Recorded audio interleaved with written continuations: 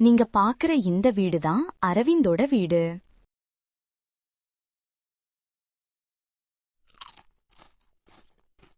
அரவிந்த் எப்போதும் பிடிச்ச சாப்பாட மட்டும்தான் சாப்பிடுவான். அவனுக்கு அந்த சாப்பாடு பிடிக்கல அப்படின்னா அது சாப்பிட மாட்டான். அதிகமா அவன் சாப்பாட வேஸ்ட் பண்ணுவான்.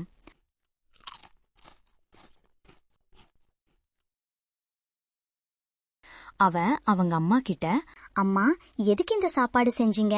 எனக்கு இது பிடிக்காதுன்னு தெரியும்ல, நீங்க கட்டாயப்படுத்தினாலதான் கொஞ்சம் சாப்பிட்டேன் அப்படின்னு சண்டை போட்டான். அதுக்கு அவங்க அம்மா, ஒரு நாள் சாப்பிடுறதுனால ஒன்னும் ஆகாது, சாப்பிடு அப்படின்னு சொன்னாங்க.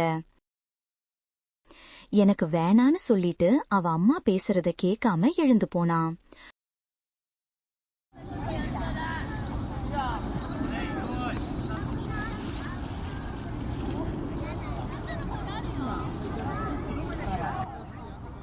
அவன் ஸ்கூலுக்கு அவ அம்மா லஞ்ச் இட்லி கொடுத்து விட்டிருந்தாங்க.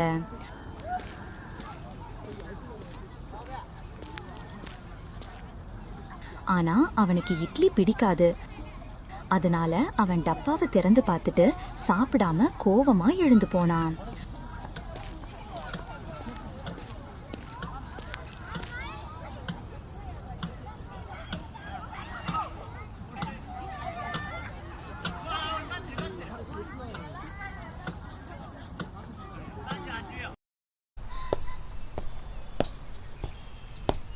அவன் ஸ்கூல் விட்டு வீட்டுக்கு வந்தான்.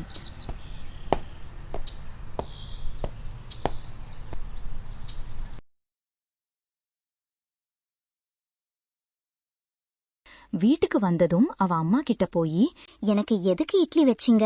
எனக்கு அது பிடிக்காது, அதனால நான் சாப்பிடல அப்படின்னு சொன்னான்.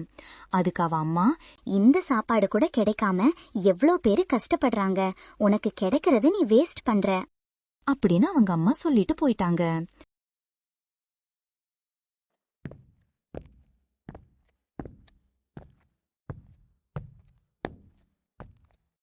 அவ அப்பா, என்னாச்சு?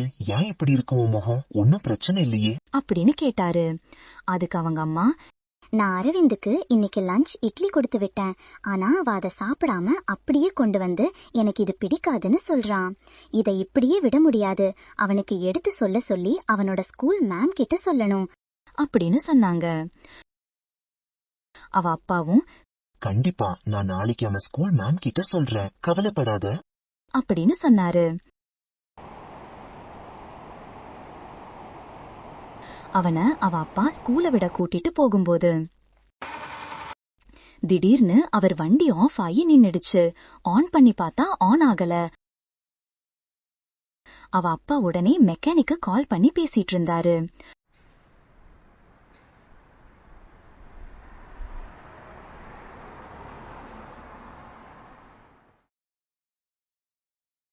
அப்போ அவ அந்த ரோட் சைட்ல உன்னை பார்த்தான்.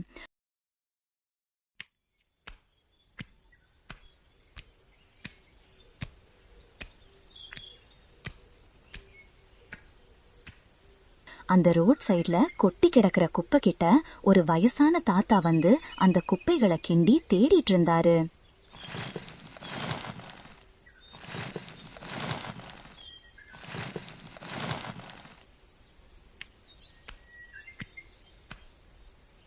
அங்க ஒன்னும் கிடைக்காம போகும்போது மயக்கம் போட்டு கீழே விழுந்துட்டாரு.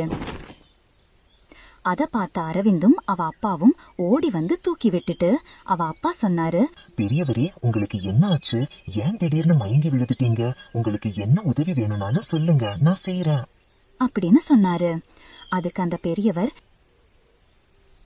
நான் சாப்பிட்டு 2 நாள் ஆச்சு.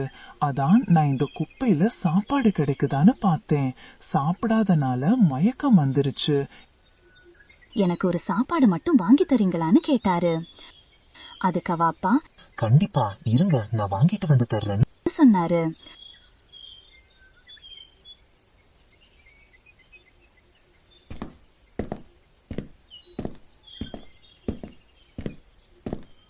அவ அப்பா இந்தாங்கன்னு சாப்பாடு அவரிட கொடுத்தாரு. பெரியவர் நன்றி சொல்லிட்டு அங்கிருந்து போனாரு.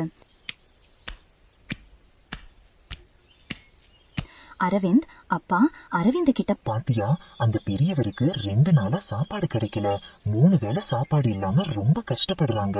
ஆனா நீ கிடைக்கிற சாப்பாடு பிடிச்சாதான் சாப்பிடுவ, அந்த சாப்பாட வேஸ்டும் பண்ற அப்படின்னு சொன்னாரு. ஆமா அப்பா, என்ன மன்னிச்சிருங்க. இப்போதான் எனக்கு சாப்பாடோட அருமை தெரியுது, அது இல்லாம எவ்வளவு பேர் இருக்காங்கன்னு அப்படின்னு சொன்னான்.